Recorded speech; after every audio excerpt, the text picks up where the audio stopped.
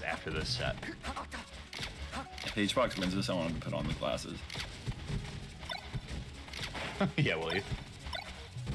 There's a Puff player in my region that says he's going through his evil arc, and they wear heart-shaped sunglasses inside at all the tournaments.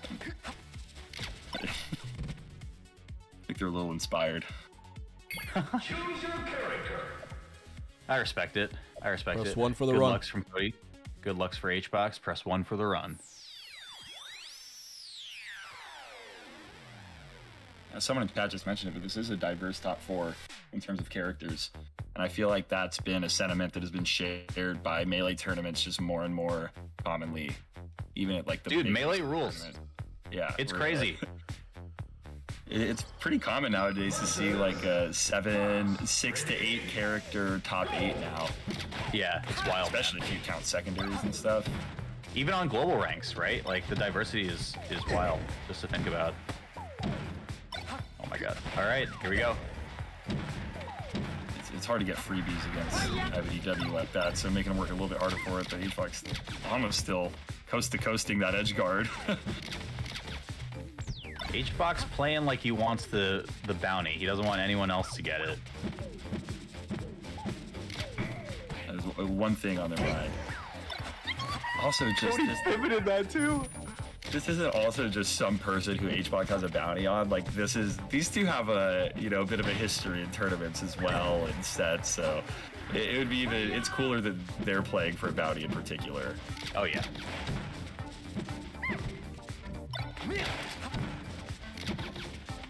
This is it's crazy that a matchup that's this storied, like just throughout the years, can continue to add so many insane sets and moments to it on a consistent basis, which is new players and faces. And the way that IBDW has found such dominance at times in this, and I feel like it almost has never been seen, honestly. Yeah, I think it's like a huge nod to like our top competitors in this game, right? Like the amount of work that they're, no pun intended, that they're willing to put in to just like get good at certain matchups and just learn the game to a excruciating extent like that. Because like Cody kind of burst onto the scene, at least at like the top level, as this fox that was just like really miraculously good at playing Puff. And now we talk about him as the dude that's really miraculously good at playing Marth. But he's also still really miraculously good at playing Puff. He's also the best fox in the world against you. Yeah.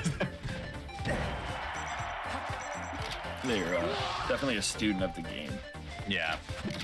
Which, that sounds very cliche, but honestly, if you look at the way that Cody breaks down matchups and adapts themselves for, like, with Fox versus the way that somebody like Plup might approach the same matchup, you really do just see the nuances in gameplay very differently among.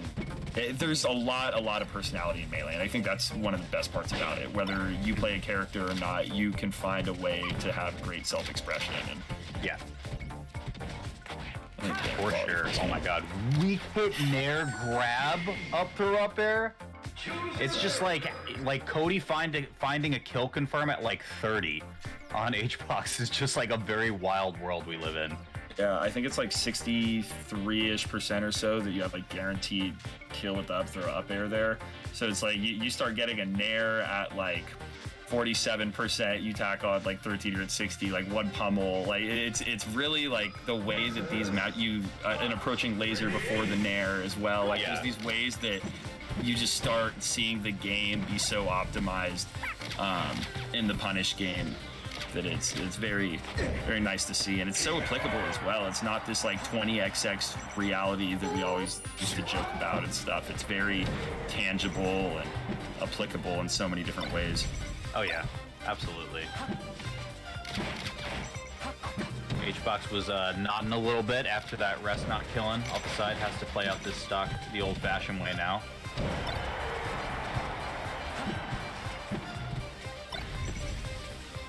Like those falling up airs and crossing up, not giving HBox an opportunity to grab.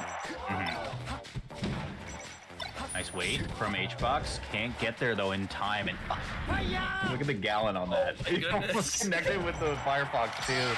My god. That would have been ridiculous. Because in my head, I was like, oh, I'm surprised Cody went for an up tilt when it wouldn't have killed. You know what I mean? Like, Yeah. I just assumed it would have because he did it, you know, type of thing. And then I was like, oh, he probably wanted the up B, which I know he didn't, but like... You're like, wow, this man is a maniac. This is crazy. You start just giving a ridiculous benefit of the doubt at some point. How good this player has become, but... All right, Cody racking on some extra percent. Yeah, it feels like the same lead from the last game is just fluidly transitioned into this one. You know, it feels really like an extension of the last game more so than like a change of pace or a new match. Honestly, even though there's a new setting and scenery, etc., this really feels like Cody is dictating how these matches are going and how they're being played. Right. Yeah, and look at how patient that was too. Like, oh my god, and it kills just barely too. I think Cody feints double up airs right there, just kind of like on whiff, looks in with double jump on the platform as well, and then just run up underneath, finds the up smash. It's just like the way that he knows this matchup inside and out is insane to think about.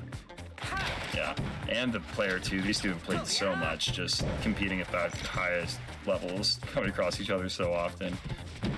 That these two playing is always such a treat because they're definitely going in to these matchups thinking about the other one in particular as well. Like in the time in between, the adaptations get so deep between these two. I feel like it's definitely one of the more fleshed out top level matchups we have between two players for sure. Totally.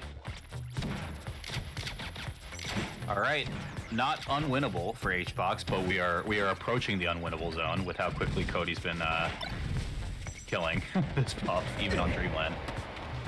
Can't rest, yep. Xbox Sigh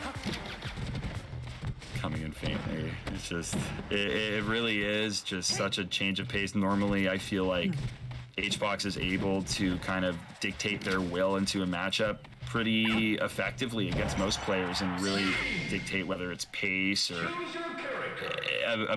like they're always the one that's putting the pressure on you, whether it's that clutch factor, you know, they're the one that makes you nervous. And this one, it really feels like HBox feels an onus on themselves to make something happen. They feel the pressure, and I don't think that you really get to see HBox play in from that position from the get-go very often, let alone consistently. I agree with that. Like there's players that make him look like that sometimes or put him in that position, but not consistently like this.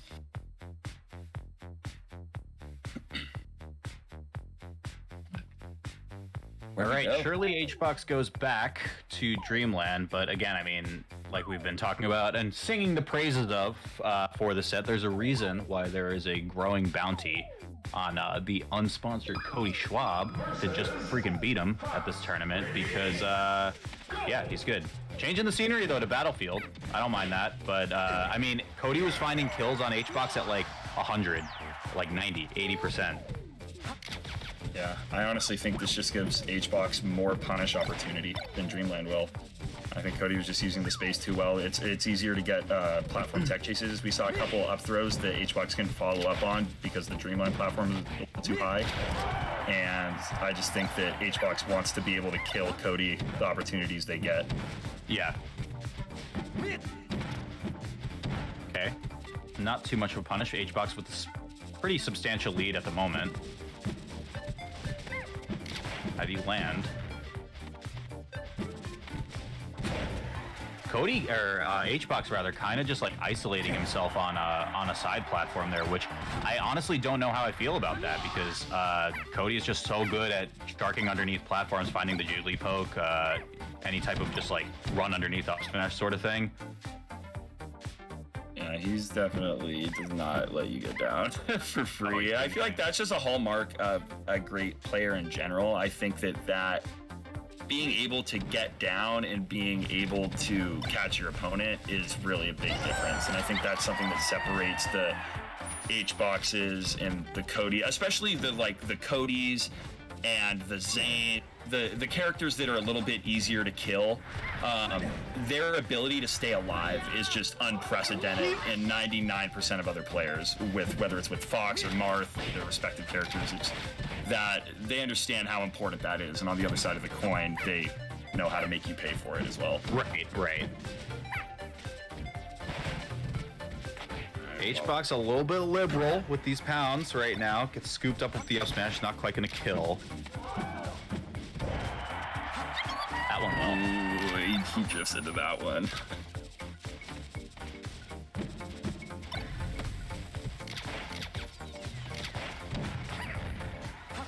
Like, insane hold down there from H-Box to just barely land on platform ASDI down into it. Oh no, missed tech there. Okay, that could have been disaster. Yeah, you saw Cody try and get the grab after the soft nair again, and it definitely would have killed, but not quite. Yeah, even Cody playing from behind right now just looks so seasoned in what he wants to do in this matchup. Up throw up air is gonna do it. Just like that. 2 stocks on answer from Cody, potentially closing it out with a 3-0. Yeah, this is getting a little scary now. Is this the Cody zone? There's no more clutch box zone? Oh, he's dancing around his top flat. He's used the space so well. He's swinging a little bit now. H-Box is throwing out a couple F smash. That was definitely wanted to drop through back air or something. Off stage, but oh, just barely under the forwarder. Wow. Super patient from Cody right now. Weakest hit in there, and now we're in super danger zone. He's dead! Oh That is a very hard percent to DI out of at that point. It's just insane. That's a hard. You can't. It's really hard to get the SDI at a percent like that. Cody cornered really him. give opportunity. Yeah. It's just insane. Oh my god. It's like playing a fucking supercomputer. The bounty stays. Cody out here playing chess. Yeah, a super Everyone else playing checkers. I don't know why I do so well against them like offline. I can pick them like game 5 last stock offline consistently, and I don't know what the difference is.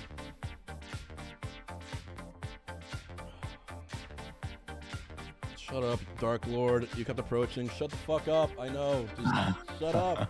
Stop telling me how to play the game. Dark Lord. Of course his name is Dark Lord. Because I camped the first 2 games and I got fucked, so I went aggro game 3 and I started winning really hard. Jesus Christ.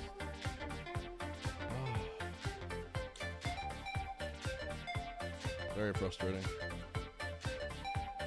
Yeah, not over yet, though. I missed the up throw. It just fucking sucks.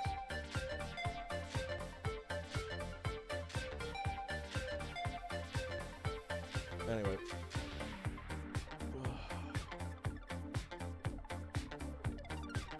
Spark versus Salt. Bark versus Salt. Trey, who you got? Yeah, I'll take Spark for this one. I'll take Spark for this one. Both really good Freds.